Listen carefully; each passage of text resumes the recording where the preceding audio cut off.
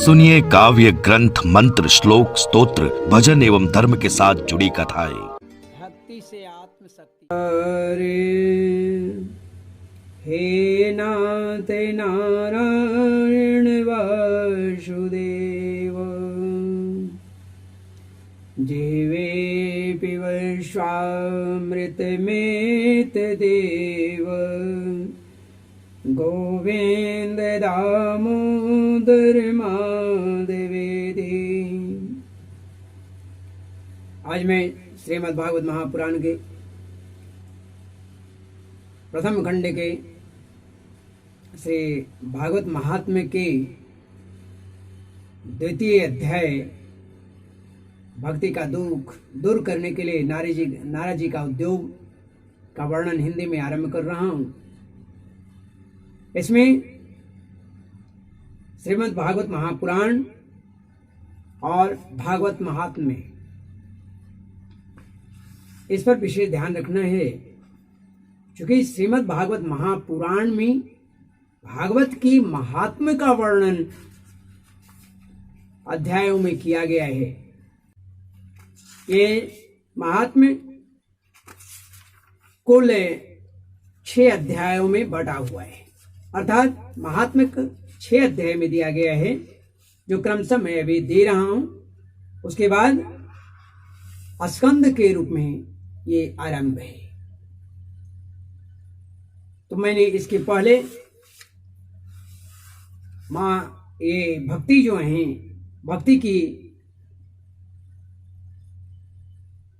परिस्थितियां जो थी, जिसे नारद जी देख करके दुखी हुए, और अब उसके बाद वे भक्ति की दुख को दूर करने का उपाय करने वाले हैं।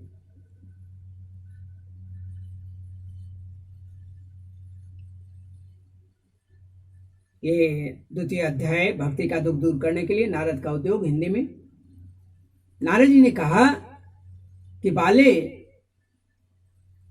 तुम व्यर्थ ही अपने को खेद में डाल रही हो। तुम इतनी चिंतातुर क्यों? क्या तुम्हें अपने प्रभु पर विश्वास नहीं है? भगवान श्री कृष्ण कहीं चले थोड़े गए। श्री कृष्ण के चरण कमलों का चिंतन करो, उनकी कृपा से तुम्हारा सारा दुख दूर हो जाए। जिन्होंने कौरवों के अत्याचार से द्रौपदी का दुख दूर किया था, द्रौपदी की रक्षा की थी, गोप सुंदरियों को शनाथ किया था, वे भगवान श्री कृष्ण कहीं चले तो नहीं गए। फिर तुम तो भक्ति हो उनकी, सदा उन्हें प्राणों से प्यारी भी हो। तुम्हारे बुलाने पर तो भगवान खींचे चले आते हैं, नीचों के घर तक चले जाते हैं।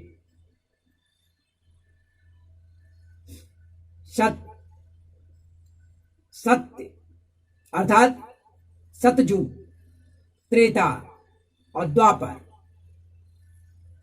इन 3 युगों में ज्ञान और वैराग्य मुक्ति के साधन थे, किंतु कलयुग में तो केवल भक्ति ही एक आधार है, और केवल भक्ति ही ब्रह्म सायुज्य,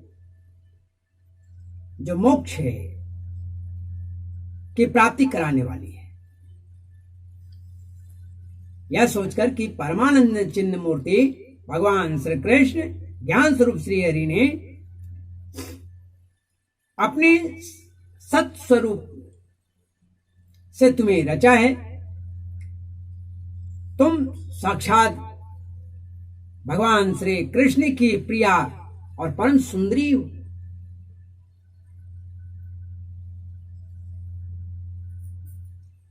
एक बार तुमने हाथ जोड़ करके भगवान से पूछा था कि मैं क्या करूं। भगवान से तुमने पूछा था कि मैं क्या करूं, तब भगवान ने तुम्हें यही आज्ञा दी थी, बद्ध्वांजलिं त्वया पृष्ठं किं करोमीति चैकदा तां तदा ज्ञाप्य कृष्णो मद्भक्तान् पोषयेति च। मेरे भक्तों का पोषण करो, ये प्रभु ने कहा।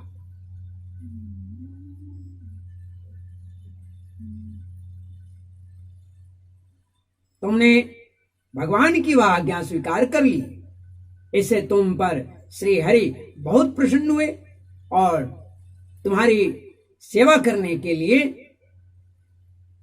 मुक्ति को तुम्हारी दासी बना दिया, दासी रूप में दे दिया, और इस ज्ञान वैराग को पुत्र के रूप में तुम अपने साक्षात स्वरूप से वैकुंठ धाम में ही भक्तों का पोषण करती हो, कल्याण करती हो। भूलोक में तो तुमने उनकी पुष्टि के लिए केवल छाया रूप धारण कर रखी हो।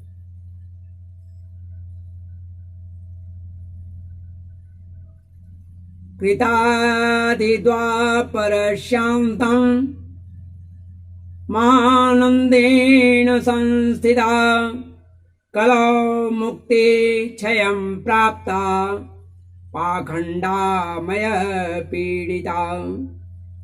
जब तुम मुक्ति, ज्ञान और वैराग को साथ लिए पृथ्वी तल पर आई और सतयुग से द्वापर पर्यंत बड़े आनंद से रही,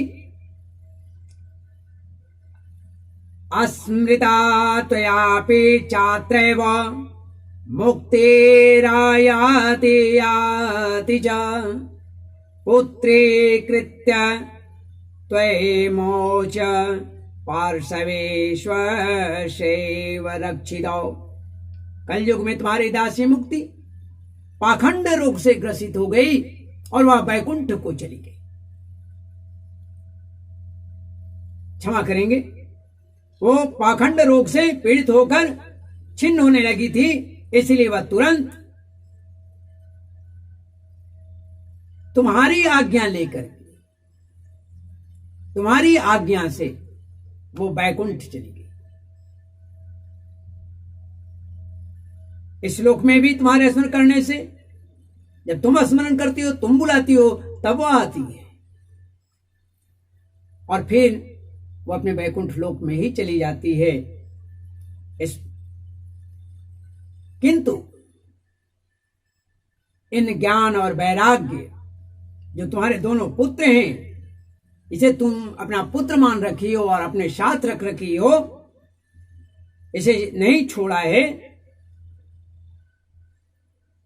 कलयुग में इनकी उपेक्षा होने के कारण ये पुत्र उत्साहहीन और वृद्ध हो गए हैं। फिर भी तुम चिंता मत करो, हम इनके नवयौवन का उपाय करने का प्रयास करते हैं, इनके आलसपन को दूर करने का प्रयास करते हैं, नवजीवन का उपाय सोचता हूं। आगे फिर कहते हैं नारद जी कि हे सुमुखी, कली के समान यानी कलयुग के समान कोई युग नहीं है। कारण इस युग में मैं तुम्हें घर घर तक पहुंचा दूंगा। इस युग में तुम्हें घर घर तक प्रत्येक पुरुष के हृदय में पहुंचा दूंगा, स्थापित कर दूंगा। देखो, अन्य सब धर्मों को दबाकर भक्ति विषयक महोत्सव को आगे रखकर यदि मैंने ऐसा नहीं किया तो मैं नारायण का सेवक नहीं। भक्ति के लिए भगवान नारद ने दृढ़ता पूर्वक संकल्प लिया।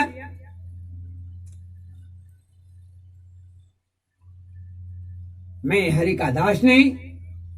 इस युग कलयुग में जो जीव तुमसे युक्त होंगे वे पापी होने पर भी बेखटक के भगवान श्री कृष्ण के अभय धाम को प्राप्त कर लेंगे, प्राप्त होंगे। जिनके हृदय में निरंतर प्रेम रूपिणी भक्ति निवास करती है, वे शुद्धांतकरण पुरुष स्वप्न में भी यमराज को नहीं देखता है, यमराज को नहीं देखता है। जो शुद्ध हृदय से भगवान का स्मरण करता है, जिनके हृदय में भक्ति की महारानी का निवास हो जाता है, उन्हें प्रेत, पिशाच, गंधर्व, राक्षस, बेताल, दैत्य आदि स्पर्श नहीं करते। स्पर्श करने में वे समर्थ ही नहीं होते। न तपोभिर्न वेदस्य न ज्ञानेनापि कर्मणा हरिर्हि साध्यते भक्त्या प्रमाणं तत्र गोपिका। तप, वेदाध्ययन, ज्ञान और कर्म आदि किसी भी साधन से भगवान बस में नहीं आते। भगवान को बस में नहीं किया जा सकता है। वे केवल भक्ति से प्रसन्न होते हैं, भक्ति के वंशीभूत हो जाते हैं। इसमें सबसे बड़ा प्रमाण आपका गोपीजन है। गोपीजन भक्ति के बल पर भगवान को झुका लिया था।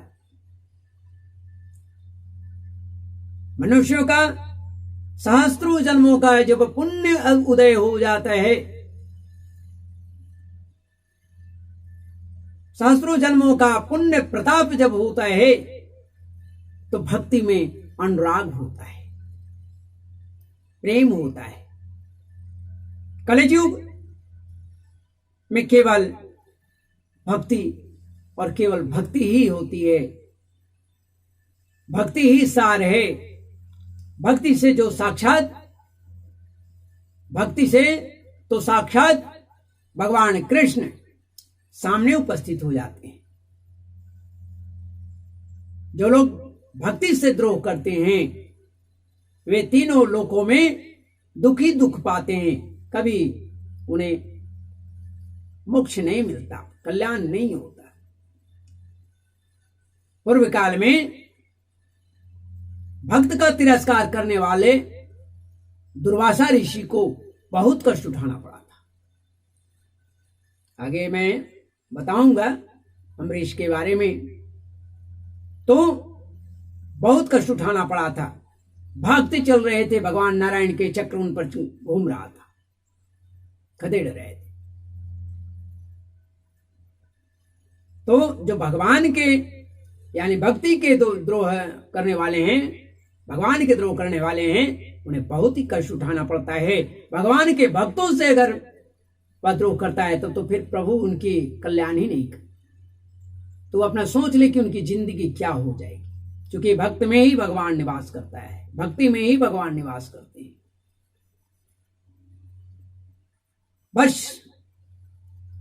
बस व्रत, तीर्थ, योग, यज्ञ और ज्ञान चर्चा आदि बहुत से साधनों की कोई आवश्यकता नहीं है। तो फिर आवश्यकता किसकी है? एकमात्र भक्ति की। श्रद्धा भाव से निरंतर भगवान की भजन करने वाला, भक्ति भाव से उसकी आवश्यकता है, वही मुक्ति देने वाला है। सुत जी कहते हैं, इस प्रकार नारद जी का निर्णय किए हुए अपने महात्मा को सुनकर भक्ति के सारे अंग पुष्ट हो गए और वे कहने लगी। क्या कहती है? ओ नारद, भक्ति रिवाज। ओ नारद धन्योषि प्रीतस्ते मयि निश्चला, न कदाचित् मुञ्चामि चित्ते स्थास्यामि सर्वदा। कृपालुना त्वया साधो मदबाधा ध्वंसिता क्षणात्, पुत्रयोश्चेतना नास्ति ततो बोधय बोधय। भक्त ने कहा कि नारद जी आप धन्य, आपकी मुझ में निश्चल प्रीति है, मैं सदा आपके हृदय में रहूंगी, कभी आपको छोड़कर नहीं जाऊंगी। साधो आप बड़े कृपालु हैं, आपने क्षण भर में ही मेरा सारा दुख दूर कर दिया, किंतु अभी मेरे पुत्रों में चेतना नहीं आई है। आप इन्हें शीघ्र ही सचेत कर दीजिए, जगा दीजिए। सूत जी कहते हैं कि भक्ति की ये वचन सुन करके नारद जी को बड़ी करुणा आई, बड़ा दया आया, दुख भी हुआ, और वे उन्हें हाथ से हिलाने लगे। ओ ज्ञान, ओ बैराग, उठ जाओ, उठो, बार बार जगाने का उन्होंने प्रयास किया, है ना। हिला डुला कर जगाने लगे। फिर उनके कानों के पास मुंह लगा करके जोर से कहा, हे ज्ञान, हे बैराग, उठो, जल्दी जग पड़ो।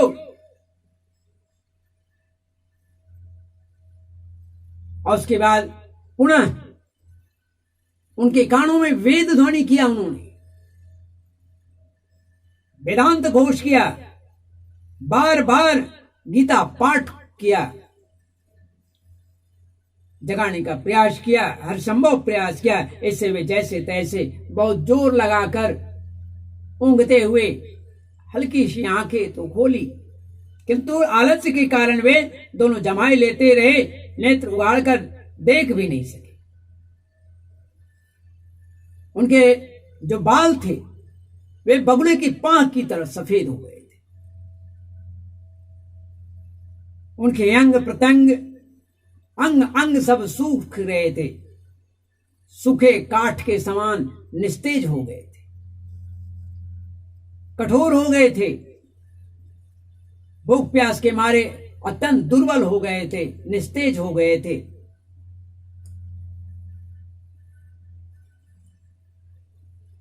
उनकी कमजोरी इतनी बढ़ी हुई थी कि वे पुनः नारद जी के बार बार कहने के बाद भी वे फिर सोते ही देख रहे थे। नारद जी उनको, वे सो गए।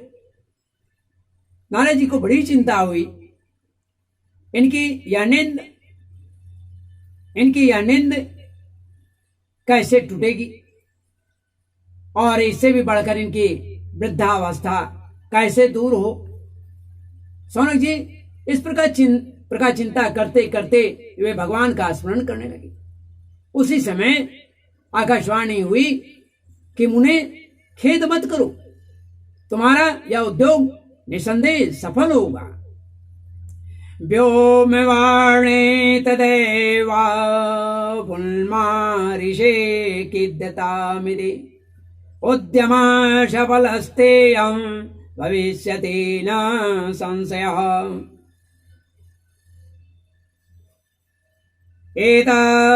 एतदर्थं तु सत्कर्म